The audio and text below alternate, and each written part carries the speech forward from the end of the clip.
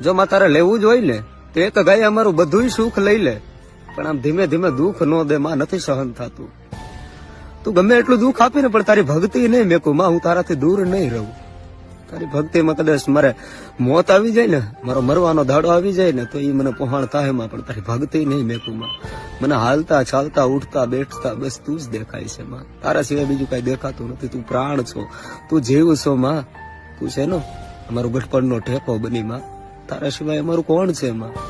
તું ભલે અમને લાડ નો લડાવ્યો, અમારે નથી મળી લાડ, અમારે નથી લડાવવા, અમારે કોઈ વસ્તુ કઈ નથી જોતું. બસ માં ખાલી ખમા કહી દે ને માં, એક વાર માથે ખાલી હાથ ફેરવી દે ને માં, તો એ બધું અમને મળી જાય. હૃદયના ભાવથી મારી તારો હાકલો સાંભળવા માટે છે ને માં, આ રુદિયો કાયમિકના માટે રાહ જોવે છે કે ક્યારે અમારી ભગવતી અમને હાકલો દે. મળી એ અમારા નસીબમાં નથી.